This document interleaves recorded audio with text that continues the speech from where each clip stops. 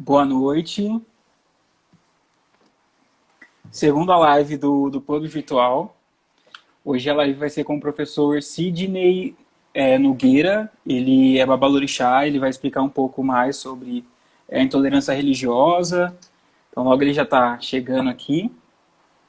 Só esperar mais um pouquinho.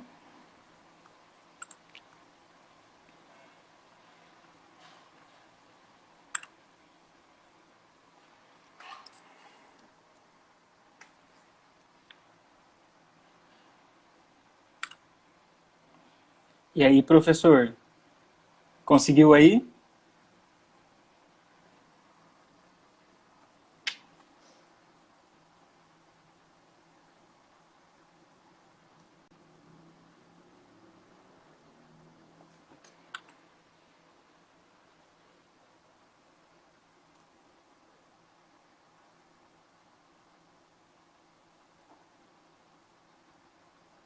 Tentando chamar aqui o professor para participar. Agora Oi, sim. querido, como vai? Tudo bem, e o senhor? Tudo bem, tudo ótimo. Feliz por estar aqui com você. Ah, eu que fico imensamente grato. Que bom que deu certo. Tava um pouquinho difícil para conectar aqui, mas agora deu certo. Tá me ouvindo bem? Tá me vendo bem? Tô vendo bem, sim. O senhor tá vendo normal? Tô ouvindo, tô vendo, tá ótimo. Tô melhorando aqui a luz, Ah, tá sim. Então tá ótimo. bom. Os ajustes, né? Isso, os ajustes de última hora. É. Tem o Fer, que ele também faz parte do Pub Virtual, né? Só que infelizmente hoje ele teve um compromisso de última hora, ele não pôde comparecer. Então vai ser somente eu e o senhor para debater esse tema aqui da intolerância religiosa no Brasil. Maravilha, maravilha. Tô muito animado pela nossa conversa. O pessoal já está chegando aqui, já, seus É, seguidores já é, estão chegando. E vamos logo, então, logo. vamos conversar. Tô aqui com o livro do senhor aqui. Foi através desse livro que eu conheci o trabalho do senhor. Entrei lá em contato para fazer essa live desse assunto que é tão importante. Assim, esse livro é uma aula. É simplesmente uma aula de tão bom que é, aborda muitas questões. Então, primeiramente, parabéns, né, por ter escrito um livro tão bom e que fala de uma maneira tão didática, de uma forma tão simples. O livro ele não é tão extenso, mas ele aborda tudo que tem que ser abordado de uma forma muito simples e muito fácil de entender. Então, você sabe, eu sou professor, né? Desde os 20 anos eu sou professor, né? Aos 20 anos eu já estava em sala de aula já. Comecei minha primeira faculdade. Com Uhum. 19 anos começo minha primeira faculdade de letras. E aos 20 anos eu já estava em sala de aula. Então, quando eu fui escrever esse livro, eu achava que eu tinha que escrever o livro para ser lido, né? Quer dizer, um livro com uma linguagem, enfim, tem um rigor, né? Tem um rigor acadêmico, não é? Tem que Uhum. ter, não tem jeito, tem uma pesquisa bibliográfica. Mas Tem muitas referências também, né? eu sempre gostei de uma escrita mais leve, sabe? De uma escrita que a pessoa que estivesse lendo me sentisse mesmo, né? Que ela soubesse que sou eu que estou falando. Então, Uhum. foi uma preocupação mesmo escrever o livro de modo que fosse uma leitura acessível. E deu muito certo, deu muito certo. E esse livro o senhor escreveu a convite da Djamila ou a Djamila depois o senhor mostrou essa obra para ela? Como que funcionou esse processo para lançar esse livro, que é da coleção Feminismos Plurais, que é da Djamila, né? Como que funcionou todo esse processo de escrita depois de publicação? Então, a coleção, não é? Quer dizer, ela pensa no tema e pensa no escritor ou na escritora, não é? Então, normalmente, os autores, todos eles, né, o pai Rodney William, a Carla Cotirene, a Joyce, o Silvio, não é? Quer dizer, nós somos convidados, não é? Como eu, eu, eu já vinha me dedicando já há algum tempo a um trabalho, não é, sobre o racismo religioso e essa questão que está no livro também da epistemologia de terreiro. Então, na verdade, a primeira pessoa que escreveu o Intolerância era o meu irmão querido, o Rodney William, que ia escrever. Ele escreveu Intolerância. Mas, depois, como ele estava se debruçando sobre apropriação, aí nós permutamos o tema, entendeu? Ele tinha especialista em apropriação cultural e o livro foi lançado o ano passado, né, no início da pandemia, e eu recebi o convite 2 anos antes. 2 anos antes, eu recebi o convite. E aí foram 2 anos, na verdade, foram 2 anos de trabalho, 2 anos de pesquisa, 2 anos de escrita, não é, para lançar. Eu fui convidado, fiquei muito feliz. E o livro é um sucesso, não é? Quer dizer, o livro é um sucesso, tá? Já vai agora, né? Quer dizer, agora já assinamos contrato para 2 traduções, italiano e espanhol. Olha só. Isso, ele será lançado na Espanha, na língua espanhola, e vai ser lançado na Itália também, em italiano, o Intolerância. Isso, Intolerância, né? Os outros livros da coleção, alguns já foram, sobretudo os livros da querida Djamila, já estão em francês, já estão em espanhol. O livro do pai Rodney já está também em francês.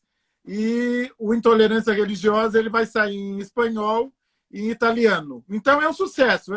Essa coleção é um sucesso e eu estou muito feliz pelo trabalho.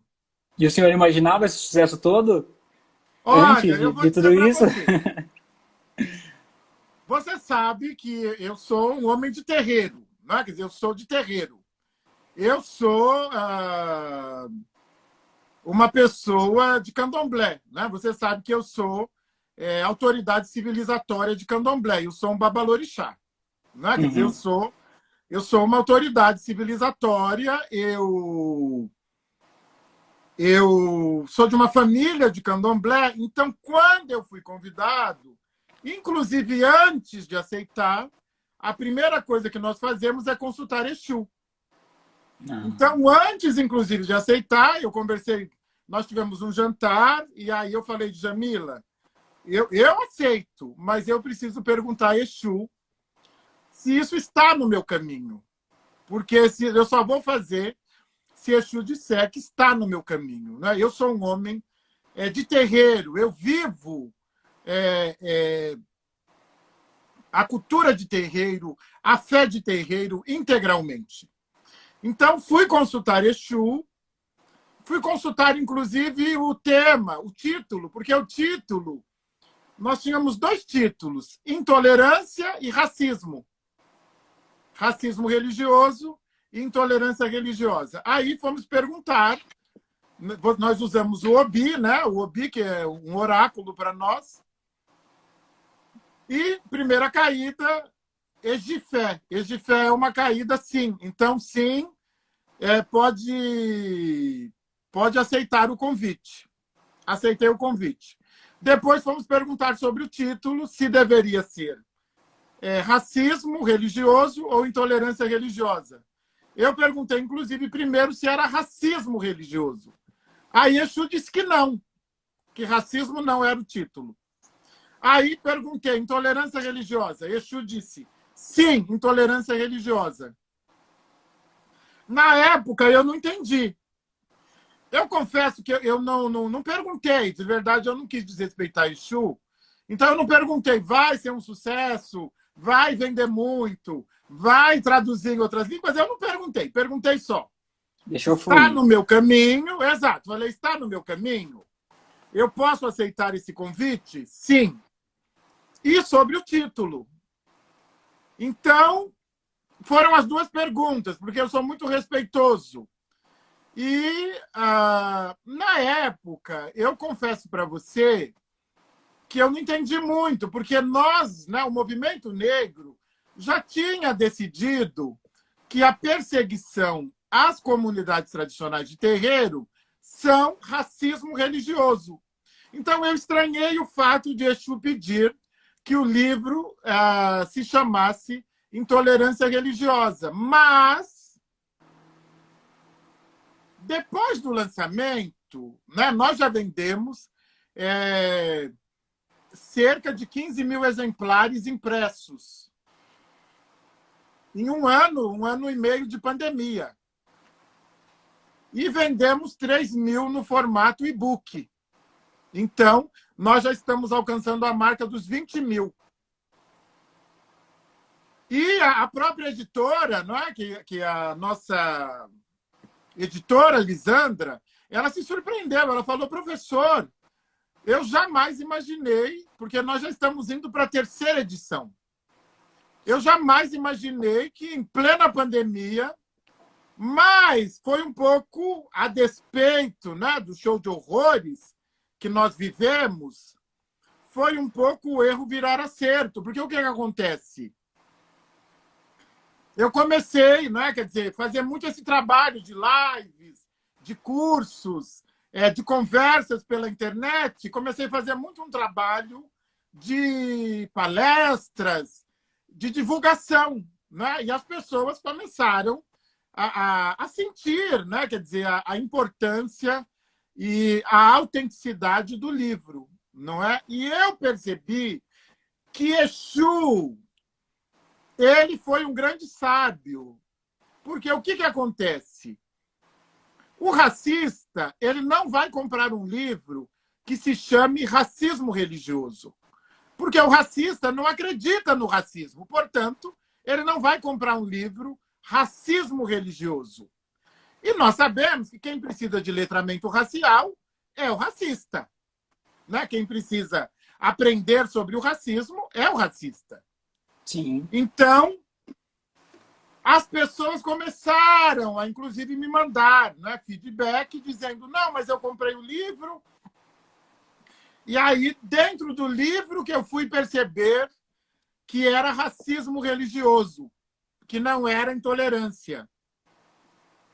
Então, também essa orientação de Exu foi importante, porque todos aqueles compram o livro, né? O título é Intolerância Religiosa, e quando, no meio do livro, eu chamo de virada epistêmica, e aí, no meio do livro, eu trago os elementos para fortalecer a tese de que, contra as religiões com matriz civilizatória africana, o que nós temos não é intolerância religiosa, é racismo religioso.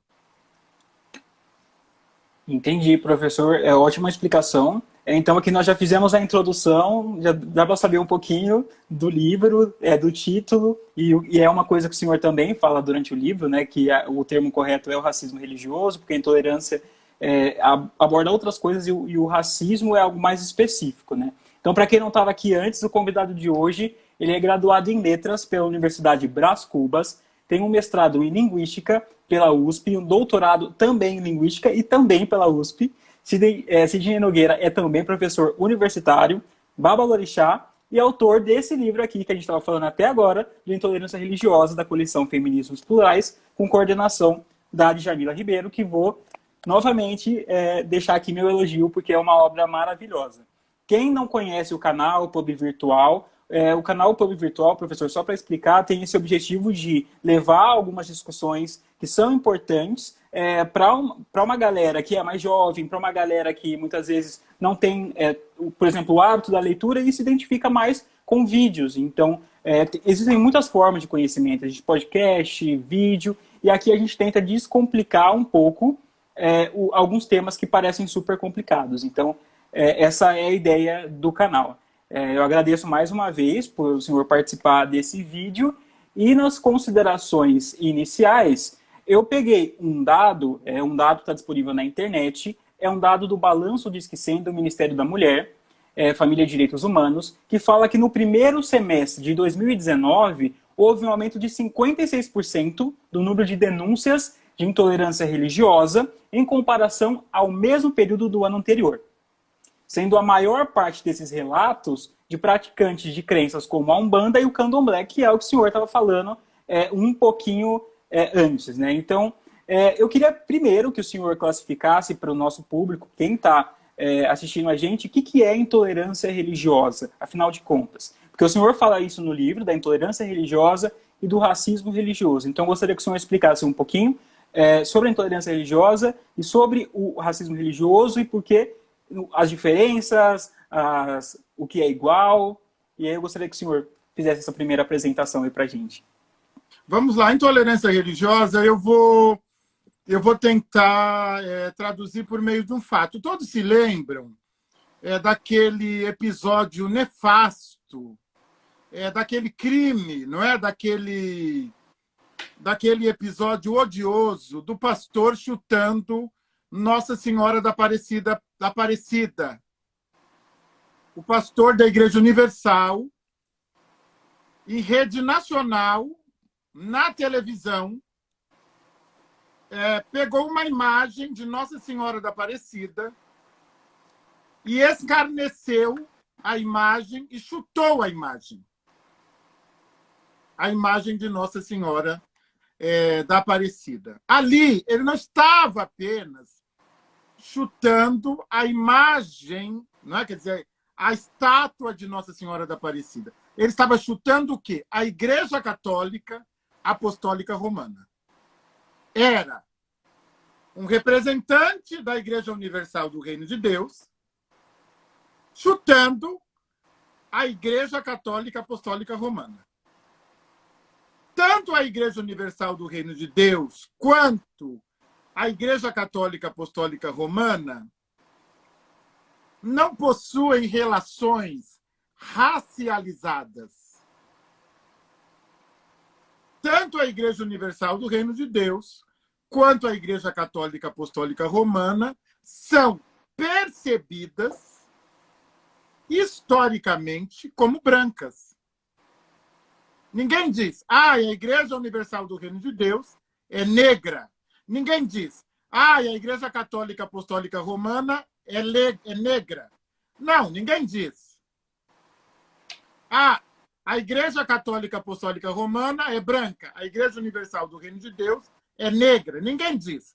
A Igreja Universal do Reino de Deus é branca, chutando uma igreja negra. Não, as duas igrejas são historicamente constituídas a partir de referências europeias.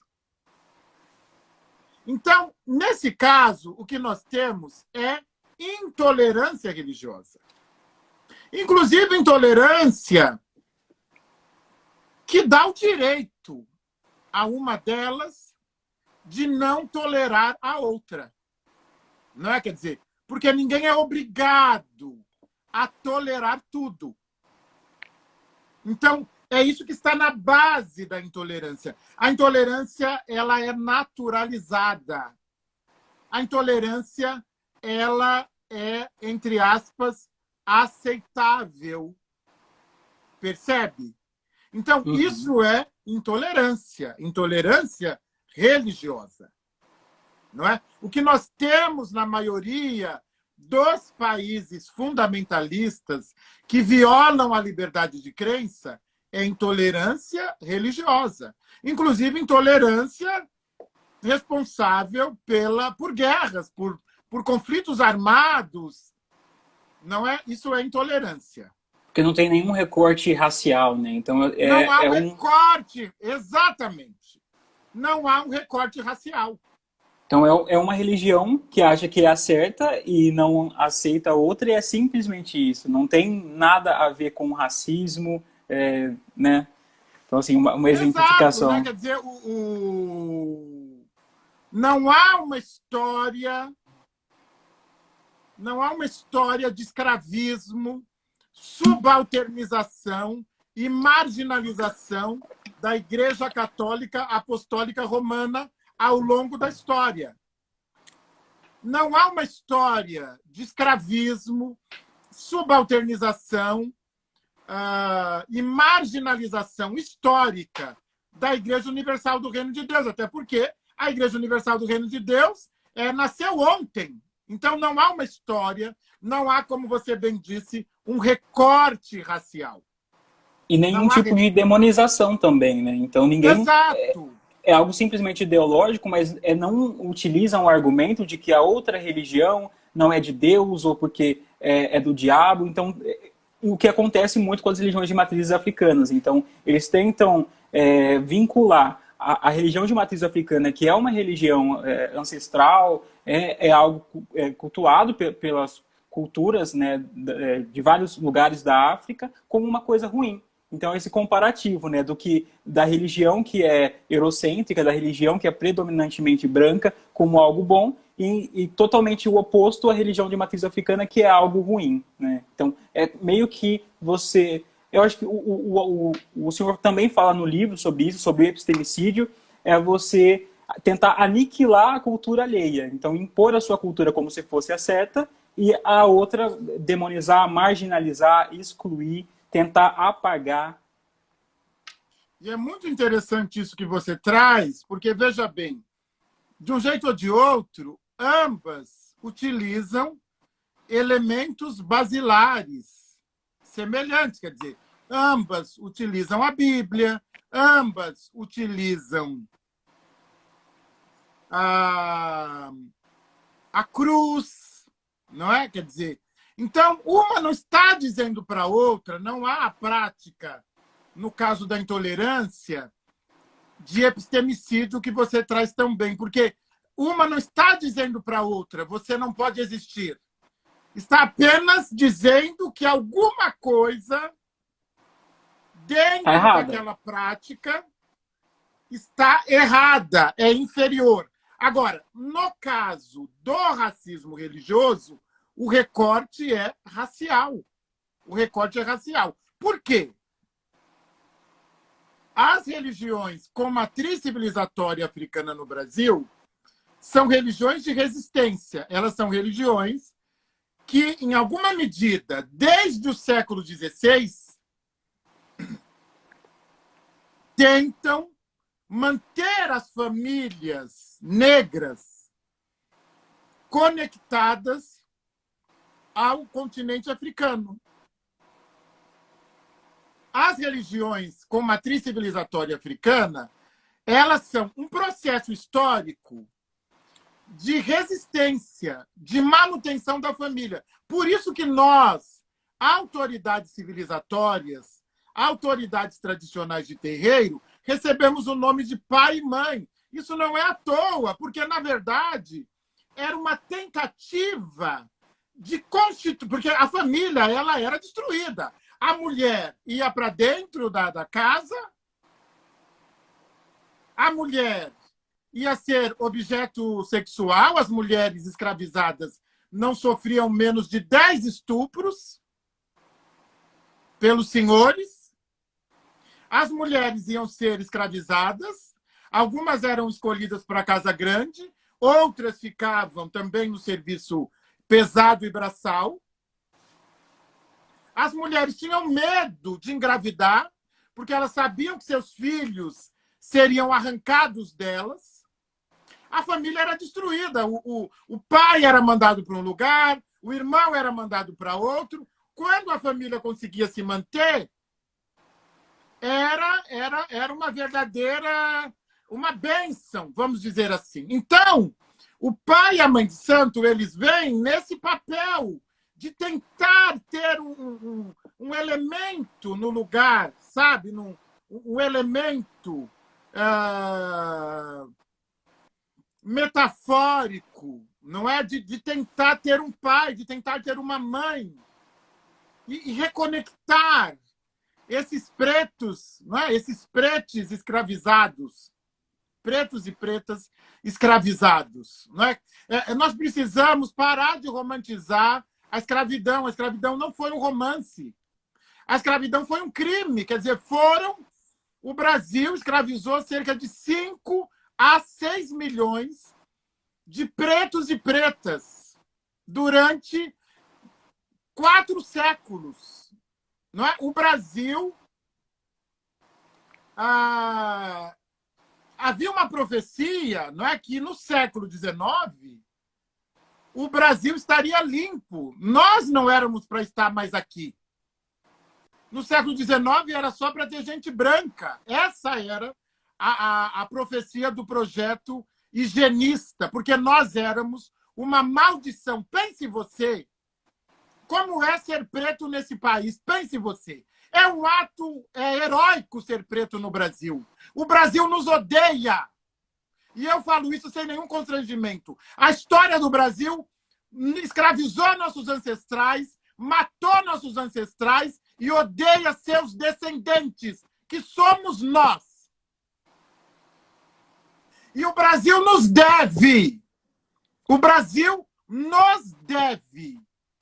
Ele nos deve. Nós não podemos ser cordiais, nós temos que falar a verdade. Esse país é um grande projeto genocida. O primeiro genocídio foi contra os povos originários, os chamados de índios. E o segundo genocídio contra pretos e pretas escravizados. Então é racismo. Tudo que se refere ao negro no Brasil é racismo. E em relação às tradições com matriz civilizatória africana, é racismo religioso. Porque eles odeiam tudo. Isso foi dito pelo tal do Feliciano, que o continente africano é amaldiçoado. Que nós somos amaldiçoados, nós somos amaldiçoados. Entendeu? Então, eu, como autoridade civilizatória, eu sou um babalorixá. Eu não sou diferente de uma autoridade eclesiástica. Eu não sou diferente. E eu não estou dizendo que eu não sou diferente porque eu sou doutor. Eu estou dizendo que eu não sou diferente porque eu tenho legitimidade ancestral. Eu tenho legitimidade ancestral. Eu sou uma autoridade civilizatória. Eu sou uma autoridade tradicional.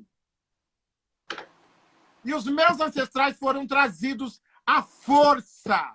Nossos ancestrais foram escravizados. Nós temos que dizer a verdade sobre a história do Brasil.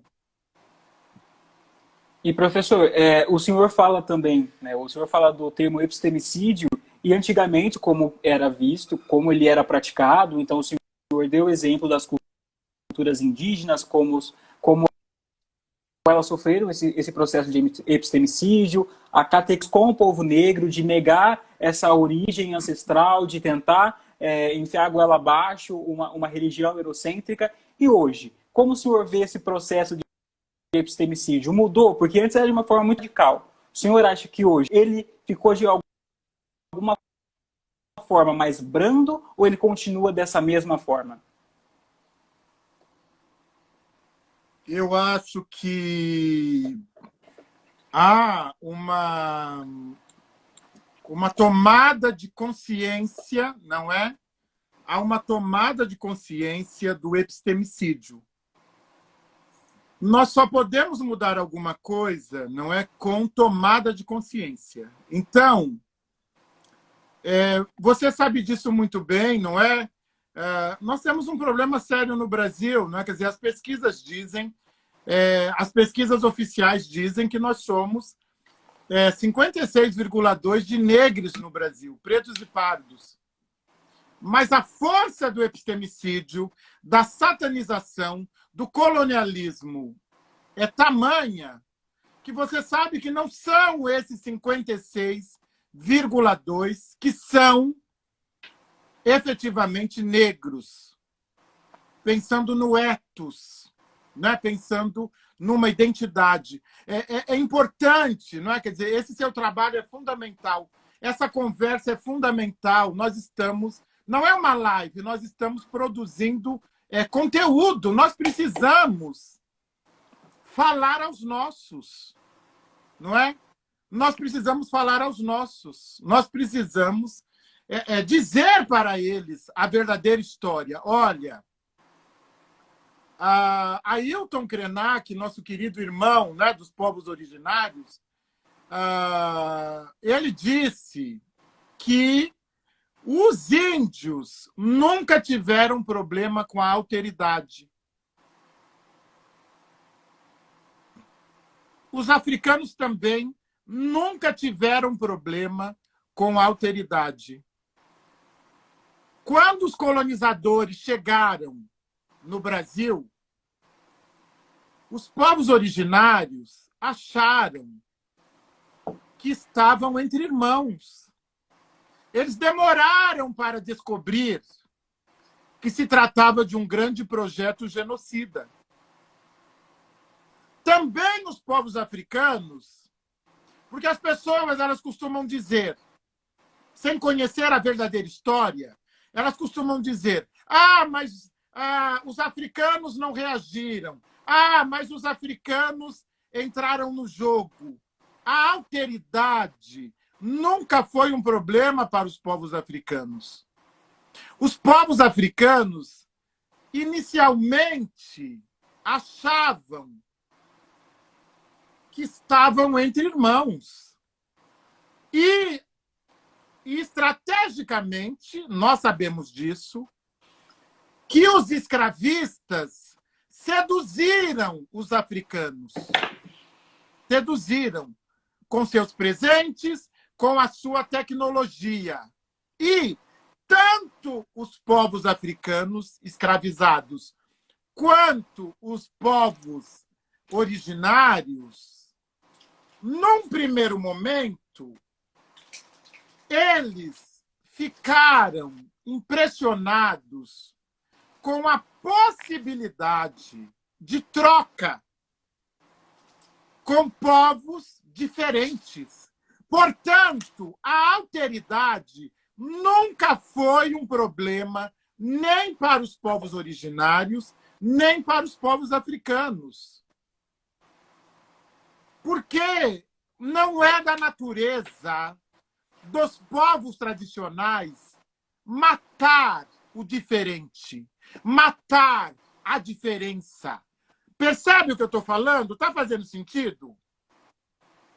E isso tem a ver também com como que o racismo, o preconceito religioso e até a própria intolerância religiosa é naturalizada aqui no Brasil. Então, desde criança, nós ouvimos assim, coisas ruins, extremamente ruins sobre as religiões de matrizes africanas. Então, é algo que vai sendo nutrido durante todo o nosso processo de crescimento, de amadurecimento, e algo que é difícil até retirar, de tanto que a gente ouve disso, né? E somente o conhecimento e essa epistemologia negra para combater todo esse preconceito religioso, para combater toda essa questão, né? Porque é uma questão muito naturalizada, muito enraizada. Eu acho que o preconceito religioso ele é assim, ele é abordado de uma forma totalmente natural. Então, numa mesa de bar com os amigos, você ouve alguma piada no intuito de preconceito religioso, ou na escola, em todos os lugares, assim, em cultos religiosos de outras religiões, principalmente religiões cristãs. Então, romper com toda essa imposição cultural, com esse epistemicídio, assim, uma dificuldade tamanha, né? Até mesmo para os povos pretos. Toda vez que eu entro numa sala de aula, numa palestra, numa conversa, numa roda de conversa, a primeira coisa que eu pergunto: quem aqui é de terreiro? Quem é de terreiro? Umbanda, Quimbanda, Candomblé, Nagoebá, Xambá, Batuque. Toda vez que eu entro numa sala de aula, Will, eu pergunto: quem é de terreiro? Eu vejo algumas pessoas levantando a mão, pouquíssimas, sempre não passa de 5%. Algumas pessoas tímidas, algumas pessoas com medo de dizer que pertencem ao terreiro. Aí eu vou para a segunda questão. Quem teve no paradigma no paradigma de escolha, quem teve, né, no paradigma de escolha, a possibilidade, a liberdade de, durante a sua adolescência, ou da adolescência para a fase adulta, quem teve a liberdade de poder escolher uma religião com matriz civilizatória africana? Ninguém levanta a mão. Às vezes uma pessoa, duas, mas porque a família toda é de terreiro, mas é raro. Então, veja bem, foi o que você disse. A vida toda, desde criança, inclusive nos filmes e nas novelas, o que nós aprendemos sobre a cultura de terreiro? Que é ruim, que destrói a vida, que é uma cultura involuída, involução espiritual, que é algo pecador, que é ligado a Satanás, ao Deus da cultura cristã, né? Porque o demônio é da cultura cristã, não é da nossa cultura. Não é? Quer dizer, eu sempre me pergunto, mas como que eu posso adorar uma mitologia que não faz parte da mitologia da minha cultura?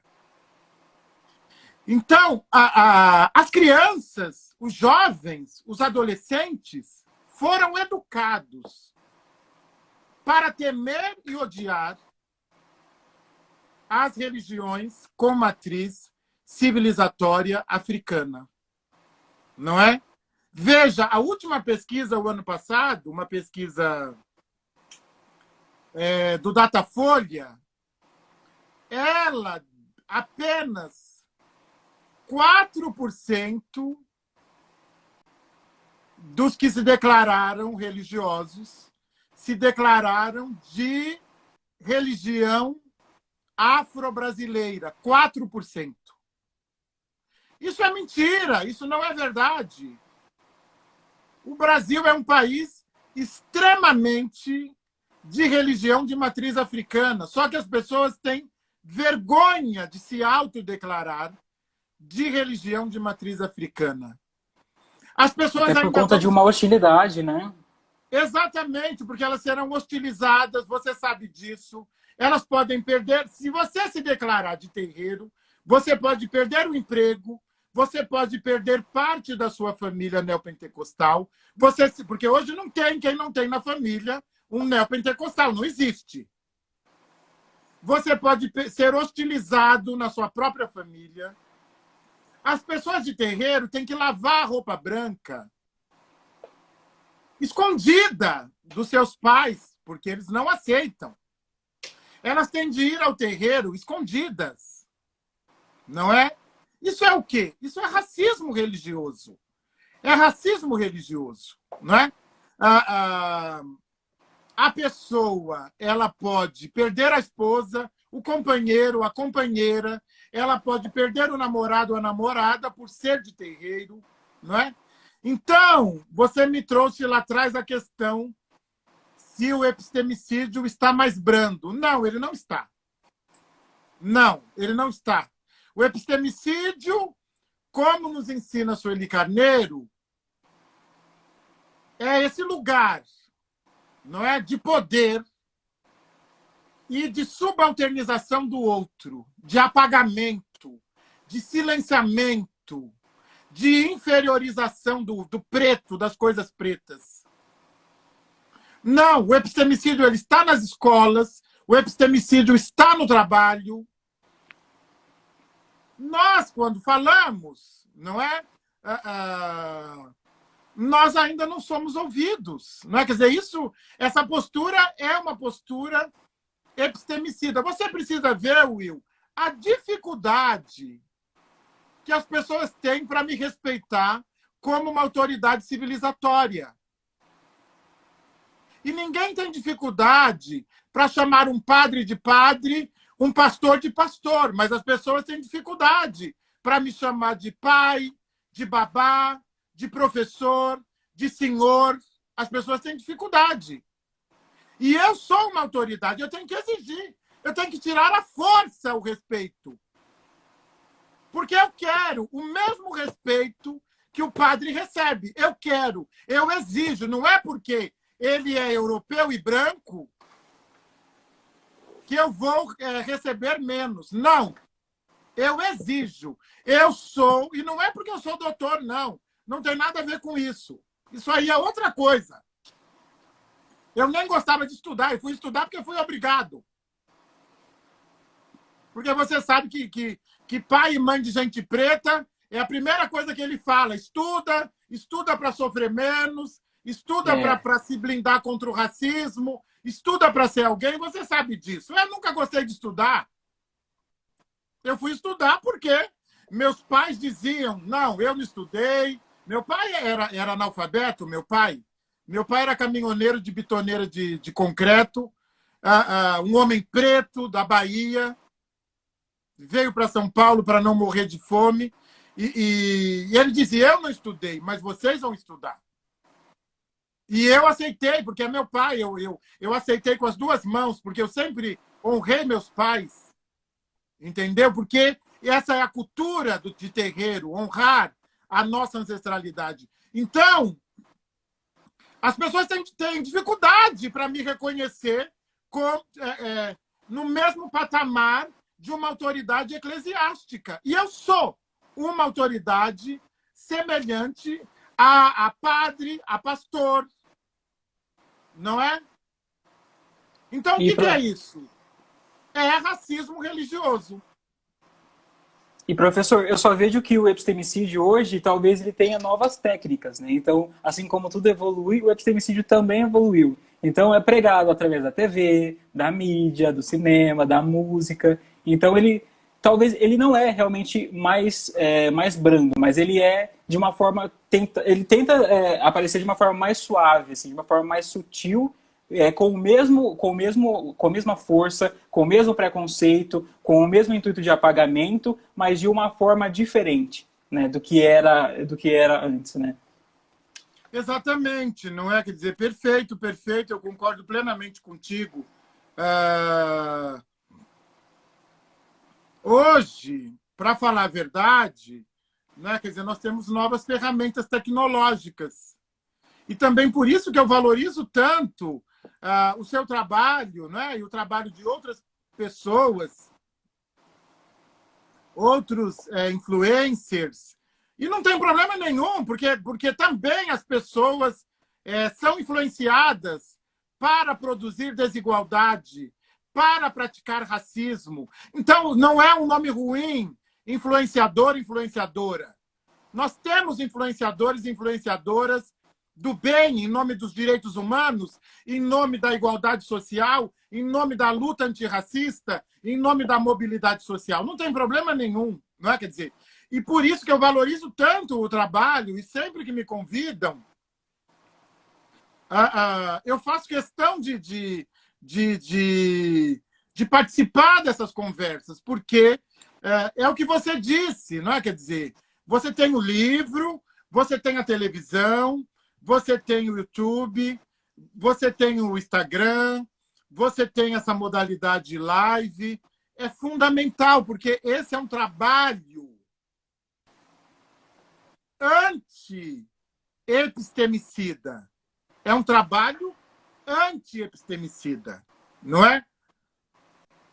Você não sabe a alegria que é estar aqui contigo, não é? Quer dizer, a vida toda eu tive que conversar com pessoas brancas, não é? Quer dizer, normalmente nós estamos conversando com pessoas brancas, não é? Sim. E me alegra muito conversar com um jovem negro, não é? Quer dizer, estar aqui, né, discutindo, conversando, trocando com um homem negro, quer dizer, faz muita diferença. O meu sobrinho vai olhar, ele vai ver você, ele vai falar, opa,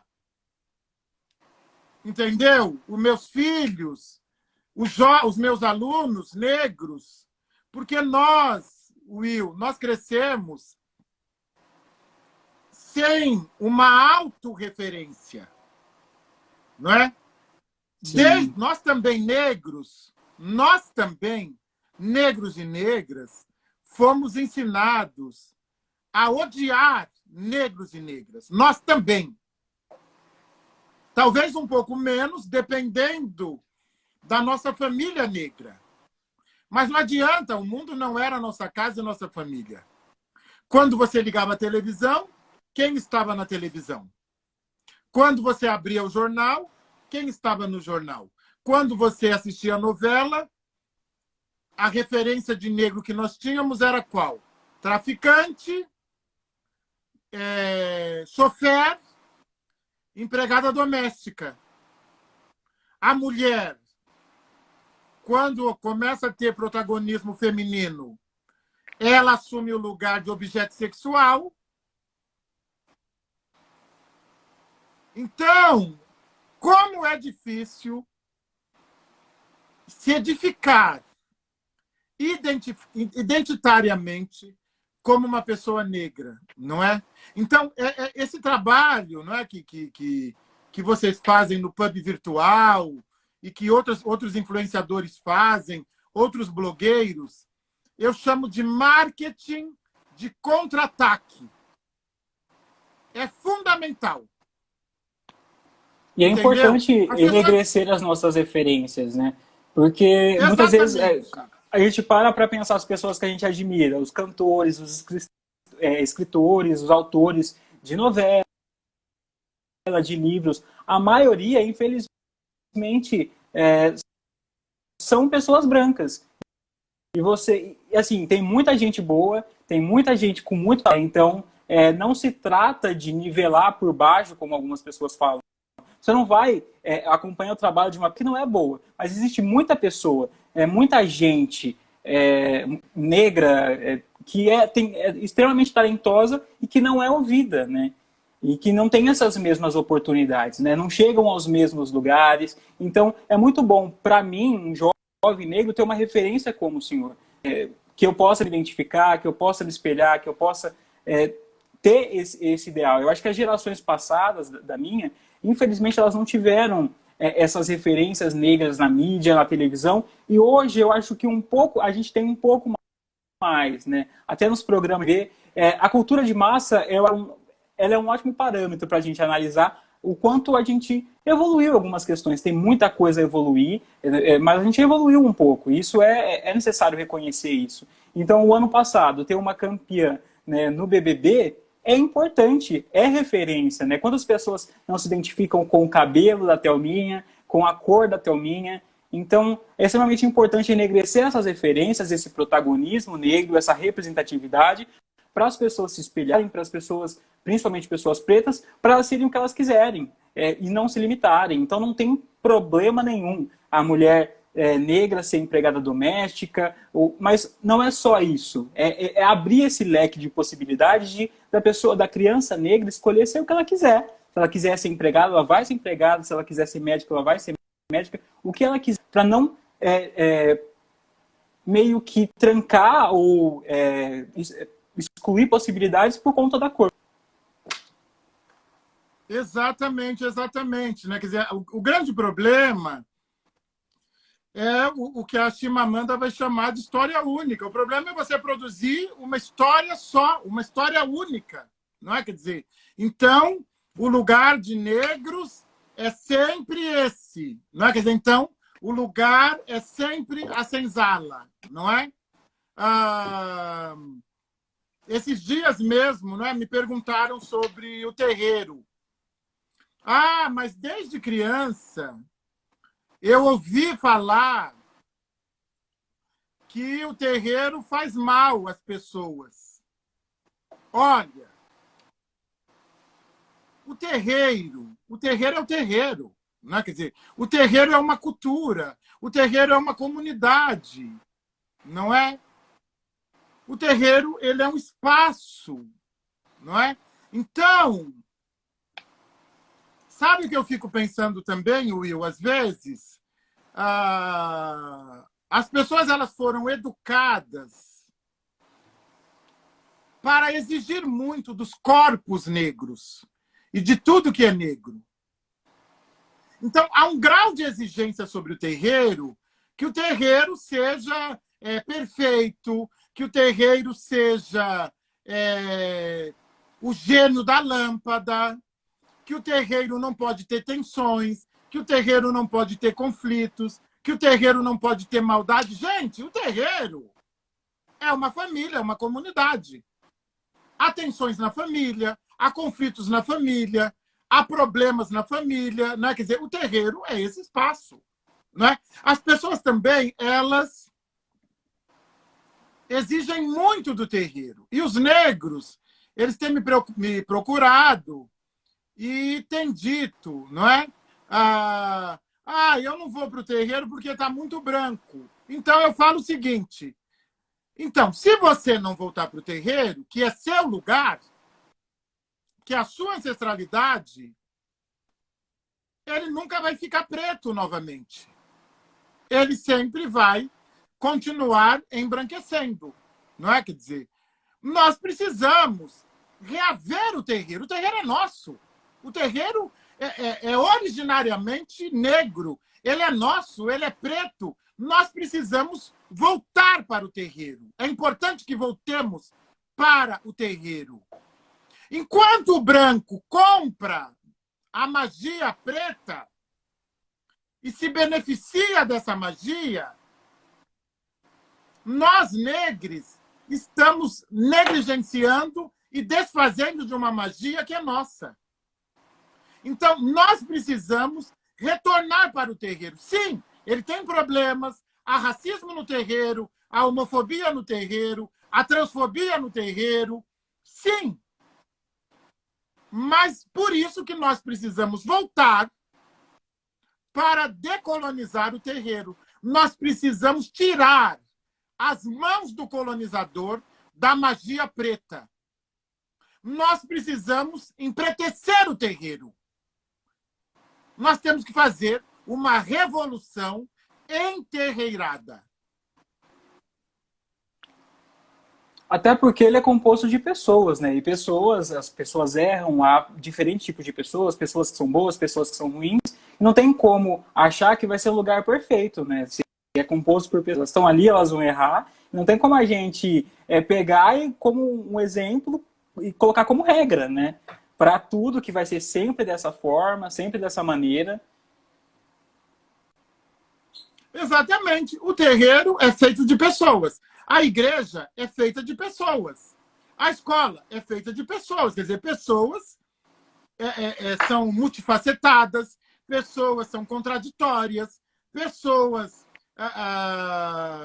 são paradoxais, né? Pessoas não são lineares, não é? Então, o terreiro igualmente, né? Quer dizer, não é justo que exijamos do terreiro alguma coisa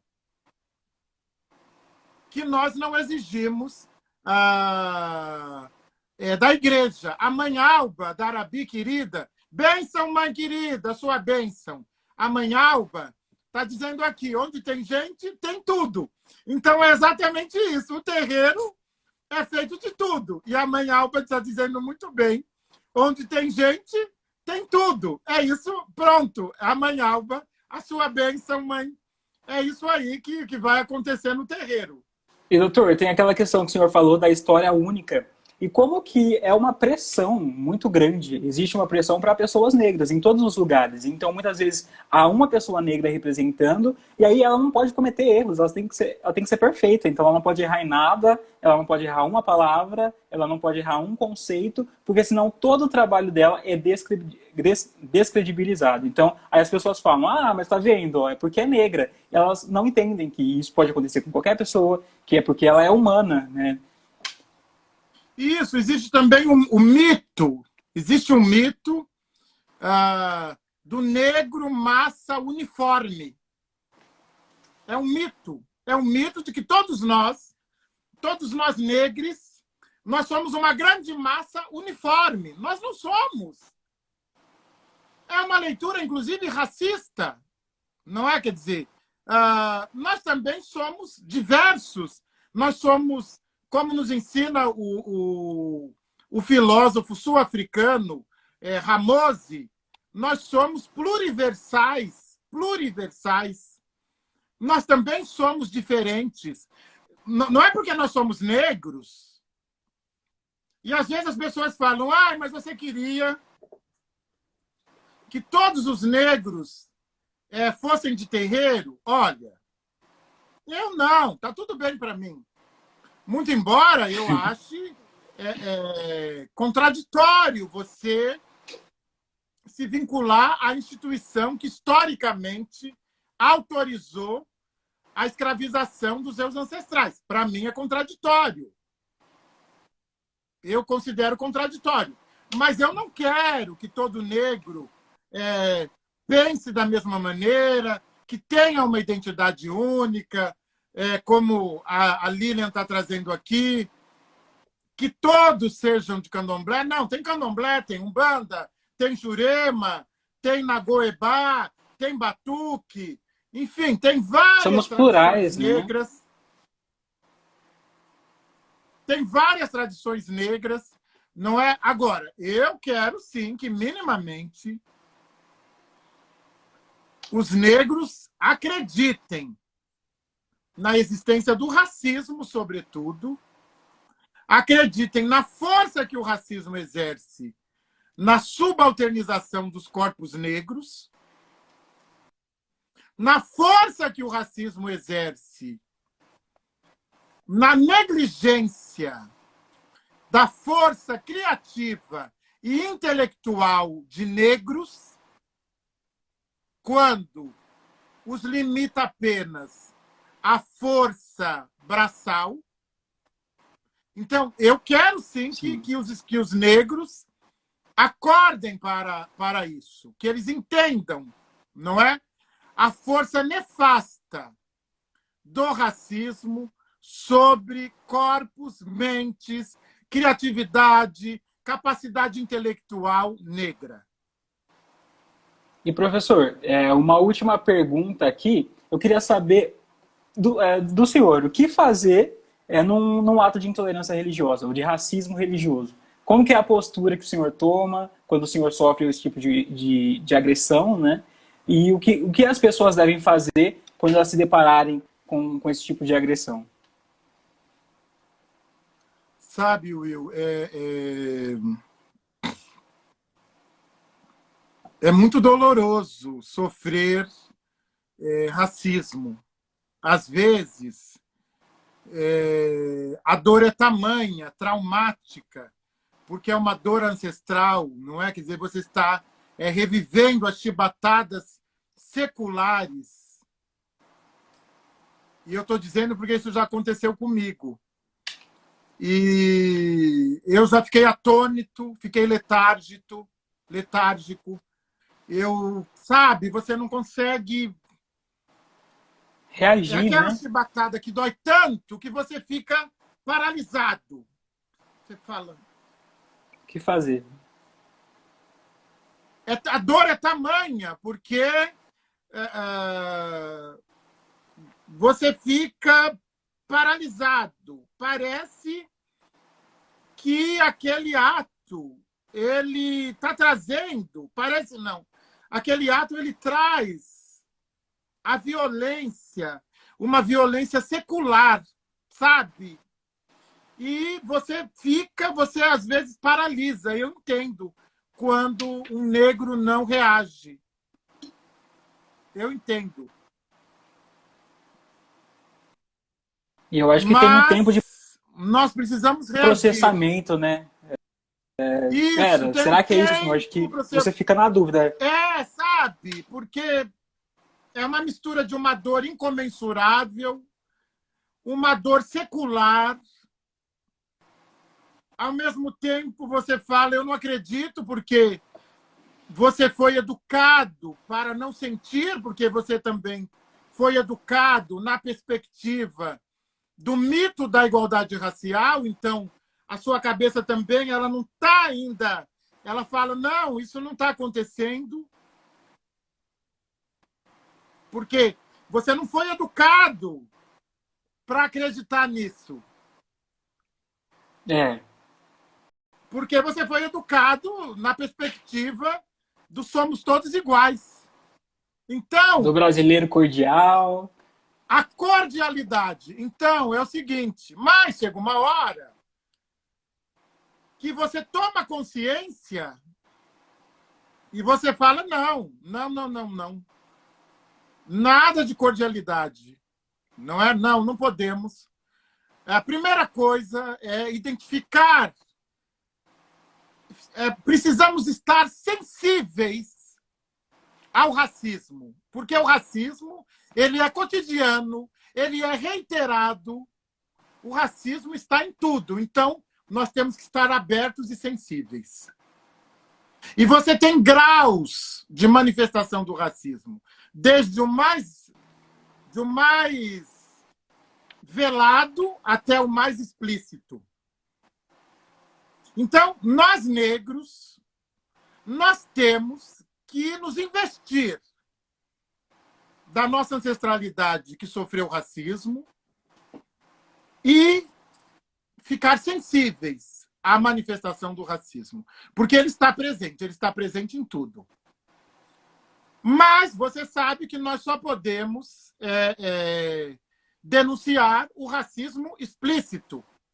Porque todos nós já fomos demitidos por ser pretos, todos nós não fomos promovidos por ser pretos, todos nós já recebemos menos por ser pretos. Não fomos contratados. Oi? Não fomos contratados por ser preto. Não fomos contratados por ser pretos, todos nós. Só que esse é o racismo velado. Não, nós não temos prova, porque a pessoa ela não vai assumir. Então, cada vez mais, nós precisamos... Né? Eu gosto muito de uma fala da professora Lívia, que é também uma mulher de axé, é promotora de justiça na Bahia, Lívia. Ela fala, o racista tem de ser constrangido. Ele tem de ser constrangido. Nós sabemos que não vai ser crime de racismo, porque no Brasil tudo é injúria. Sim. Isso é um grande problema do direito, né? Exatamente, mas nós podemos registrar, nós podemos denunciar, não é? Nós temos que constranger estas pessoas. Nós não podemos...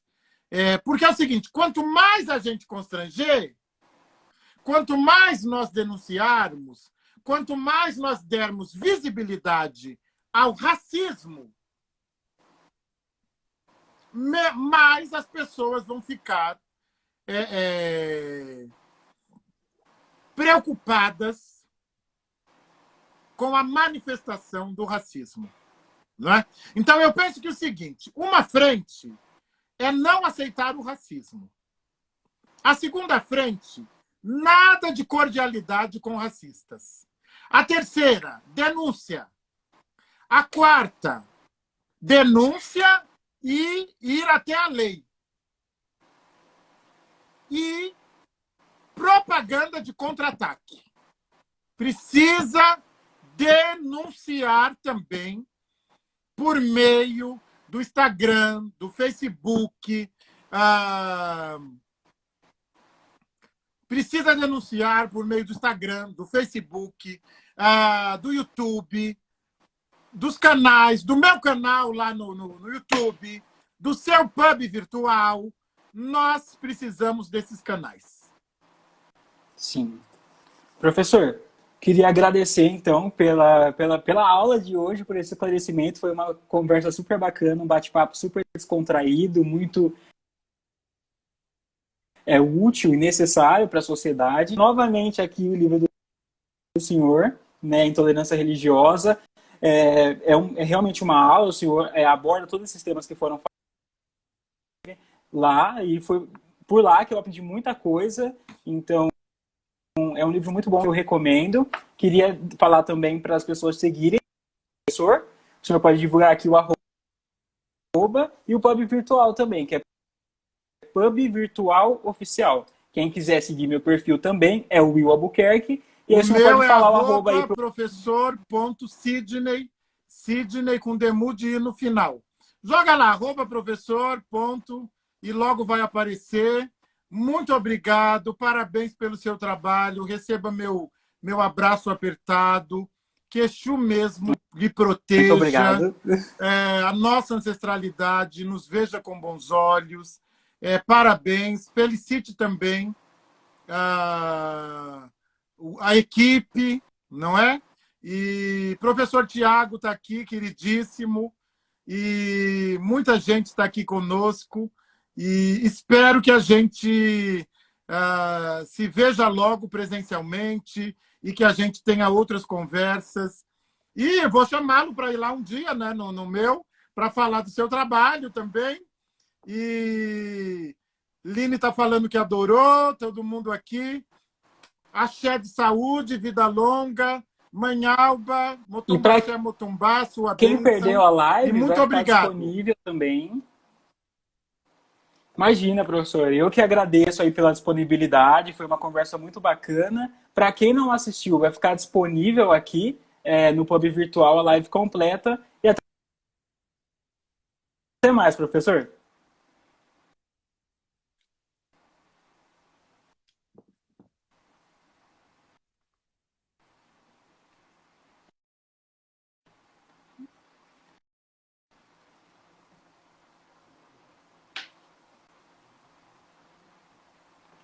Acho que travou.